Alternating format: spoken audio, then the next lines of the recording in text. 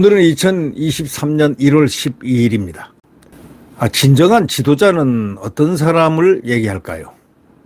대한민국의 사례를 빼고요. 대한민국을 빼고 세계에서 얘기할 때 샘플을 어떻게 잡을까요? 이 마크롱을 꼽는 국민들이 꽤 있습니다. 이 마크롱, 프랑스 대통령이죠. 이 사람은 국민이 72%가 반대하는 연금 개혁에 대해서 바로 연금 개혁을 했습니다. 72%가 반대하는데도 불구하고 28%만 찬성하는, 나는 모른다 중간표가 한 5% 된다면 한 약 20% 정도죠. 그 20 정도만 찬성하는데도 불구하고 국민이 72%가 반대하는 연금 개혁을 실행했습니다. 이게 진정한 정치 지도자 존재 이유다. 이런 제하의 사설이 오늘 조선일보의 눈길을 끌고 있습니다. 진정한 정치 지도자, 포퓰리스트가 아닌 지도자, 그것이 진정한 지도자란 그런 뜻 아니겠습니까? 지금 나경원이는 포퓰리즘으로 지금 이렇게 말썽을 부리고 있습니다. 이 정치하는 분들이 이렇게 포퓰리즘을 내세워, 돈을 내세워, 국민들 돈을 준다는 그런 식으로 헝가리식으로 도입해서 저출산을 막으려고 하는 것, 이거 문제가 있는 거 아니겠습니까? 포퓰리즘, 이재명식 어떻습니까? 문재인식 막 퍼주기 포퓰리즘은, 문포퓰리즘은 결국 문을 닫았지 않습니까? 그들이 장담했던 10년에서 20년, 20년에서 50년이 5년으로 줄었고, 그리고 그는 지금 비난을 엄청 받고 있죠. 국가 안보로부터 시작해서 민생까지 모든 부분에서 비판을 받고 비난을 받고 있습니다. 앞으로 그 비판과 비난은 상당히 심화될 걸로 예측하고 있습니다. 자, 연금개혁. 마크롱 국민 72%가 반대함에도 연금을 개혁했다. 이건 정말 훌륭한 정치 지도자 아니냐. 이 정치 지도자가 존재하는 이유가 바로 이런 거 아닌가. 이런 생각이 납니다. 이 사설자에 따르면 말이죠. 프랑스 정부가 연금 개혁안을 발표했는데 현재 62세인 정년을 2027년까지 63세, 2030년까지 64세로 늘리는 식으로 연금 수령 시점을 늦추는 게 골자입니다. 거기에 해당되는 분들 얼마나 화가 나겠습니까? 그래서 인기가 없어가지고 72%가 반대합니다. 반대에도 불구하고 연금 개혁을 하겠다는 겁니다. 1964년생 이후 출생자는 지금보다 1년, 68년 이후 출생자는 2년을 더 일해야 합니다. 연금 전액을 받기 위한 근속기간은 기존 42년에서 43년으로 연장됩니다. 더 오래 일하고 연금은 더 천천히 받으라, 이 뜻입니다. 더 오래 일하고 연금은 더 천천히 받아, 이게 국가입니다. 왜? 그렇게 하지 않으면 연금 재정이 튼튼하지 못하고 결국은 미래 세대에게 뭘 어두운 그림자를 주기 때문에 그런 거 아니겠습니까? 여론조사 결과 이 연금 개혁안에 프랑스 국민 72%가 반대한다고 응답했습니다. 여론조사 그거 말짱 헛겁니다. 네, 찬성은 27%입니다. 나경원은 30% 나온 KSC 여론조사를 필두로 해서 이 지지층, 당원층이 아닌 지지층을 상대로 한 여론조사에서 엄청난 수치로 1등을 했습니다. 그 결과 2달밖에 안 된 공직을 버리고 이제 뭔가 꿈에 부풀어서 어디를 향할까요? 예, 당대표를 향합니다. 그는 여태까지 총선에서도 떨어졌고 서울시장에서도 떨어졌습니다. 네, 이번에는 성공할지 한번 두고 봐야 되겠습니다. 그런데 그가 내세운 헝가리식 그 제도라는 거는, 저출산 제도라는 것은 돈을 탕감해 주는 겁니다. 돈 대출을 해주고 탕감을 해주는 것. 예. 원금. 그것은 우리나라 기조에 맞지가 않습니다. 예. 그럼에도 이 마크롱 대통령 한번 보십시오. 신년사에서 이렇게 얘기했습니다. 빚을 진다는 것. 빚에 의존한 채 연금 제도를 운영할 수 없다. 우리는 더 오래 일해야 한다. 연금 개혁을 통해서 우리 아이들에게 공정하고 견고한 사회 시스템을 물려줘야 한다. 이렇게 말하면서 개혁의 시동 걸었습니다. 윤석열 대통령 생각이 납니다. 자, 이제 칼을 댔습니다. 무서운 칼. 그게 무슨 칼일까요?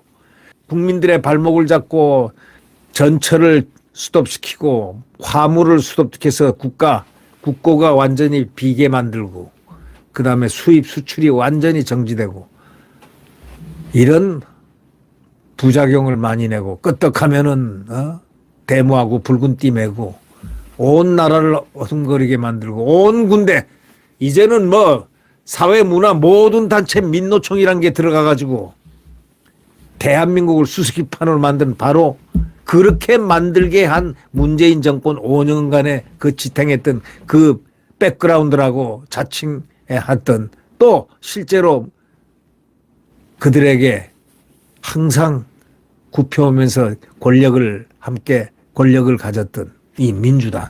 노랑본특법도 민노총법 통과시키고 등등 항상 이득을 줘왔던 그 민주당과 이 민주노총 드디어 손을 댔지 않습니까? 온갖 언론에 다 침투해가지고 지금 MBC는 민주노총 방송 아닙니까? 그런데 그런 언론들이 많습니다.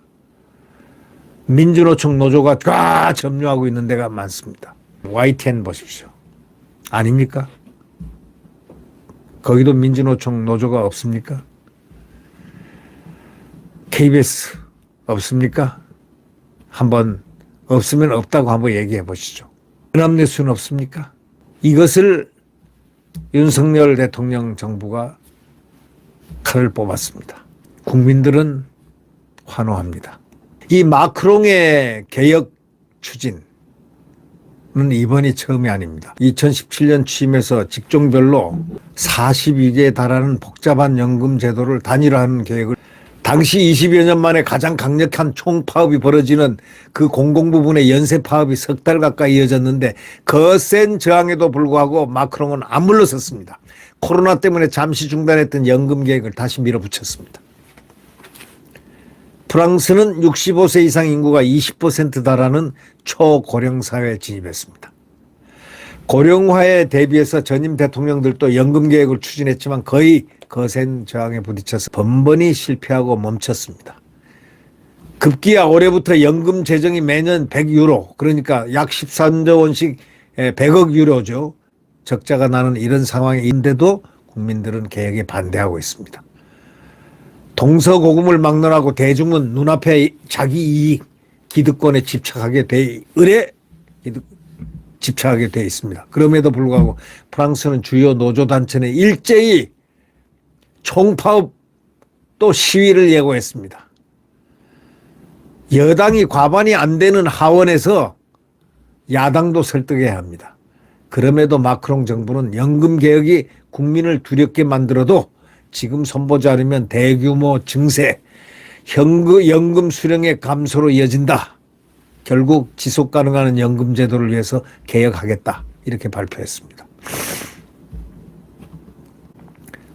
그 프랑스 연금 개혁도 그런데 우리나라 연금 개혁은 더 시급합니다. 우리가 프랑스보다 더 시급하다 이거죠. 보험료를 너무 적게 내고 있는 데다가 저출산 고령화가 세계 최악입니다. 이걸 땜빵하기 위해서 뭐 헝가리식이니 뭐니 해가지고 돈을 빌려줬다가 다 탕감해주자라고 얘기한 2030 미혼자들에게 유인책이라고 할 수가 있는 그렇게도 부를 수 있는 돈 가지고 해결하는 그런 포퓰리즘을 나경원이도 발했습니다. 혼자서. 그러다가 야욕이세 인기가 어느 특정 광주 지역 방송 거기서 30%가 치솟으니까 연달아서 포퓰리즘으로 쫙 올라가니까 바로 당대표 나오겠다고 카드를 지금 꺼내 들고 주머니 속에서 나올 시간만을 기다리고 있습니다. 그녀는 나옵니다. 반드시 나옵니다. 나오는 지금 공작과 작전을 보이지 않게 하고 있다 해도 무리한 말은 아닐 겁니다. 이 국민의힘 당원들은 어떤 것을 선택할까요? 윤석열 대통령도 나라의 지속 가능성과 미래 세대를 위해서 노동, 연금, 교육 3대 개혁을 추진하겠다고 선언했습니다. 그리고 이미 노동개혁에 들어갔습니다. 연금개혁에 들어갔습니다. 교육개혁에 지금 들어갈 예정입니다. 이 교육개정은요, 이 역사를 왜곡한 가장 거기서부터 출발점이 돼야 됩니다. 역사를 왜곡한 그 장본인들 전부 찾아서 의법 처리해야 됩니다. 그러면서 교육개혁이 시작이 돼야 됩니다. 전교조를 중심으로 해서 국가 파괴를 했던, 교육 파괴를 했던 부분들을 전부 법적으로 가려내야 됩니다. 3대 개혁을 추진하겠다고 선언한 윤석열 대통령이 마치 마크롱의 연금 개혁을 하는 그런 것을 인식시키게 합니다. 국민의 72%가 반대함에도 불구하고 선택한 그 개혁. 마크롱. 그래서 세계에서 그를 아주 호기심과 기대와 지도자 리더십의 상징으로 지금 운이하고 있습니다. 윤 대통령이 발언했죠. 이미 한 달 전에 인기가 없어도 피하지 않고 반드시 해내야 한다. 이렇게 선언했습니다. 당장의 인기를 쫓은 것은 정치인이 아니라 정상배입니다. 자, 정상배하고 진정한 리더하고 지금 구별하는 구별점이 바로 조선일보 사설자에서 구별을 짓는 듯한 느낌을 받습니다. 왜냐? 당장의 인기를 쫓는 것은 정치인이 아니다. 정상배다. 이런 얘기입니다. 정치 지도자는 모두가 가기 싫어하지만 가야만 하는 길이라면 욕먹으면서 앞장서서 가는 사람이 그 진정한 리더다. 이런 얘기입니다. 진정한 리더십을 가진 리더다. 그것이 정치와 지도자의 진정한 존재 이유다. 라고 말미를 치고 있는 조선일보 사설자. 이 말은 상당히 오늘의 화두가 되어 있습니다. 자, 포퓰리스트가 누가 포퓰리스트인가?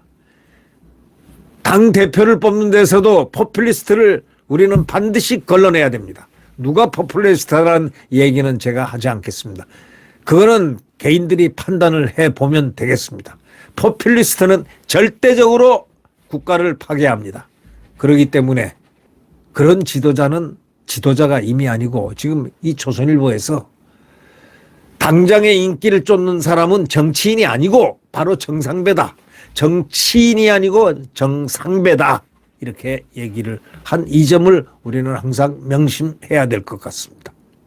조선일보 말미의 얘기대로 정치 지도자는 모두가 가기 싫어하지만은 가야만 하는 길이라면 어차피 가야만 하는 길이라면 욕먹으면서 내가 앞장서서 걸어가는 사람, 이런 사람이 진정한 정치 지도자가 아니겠습니까?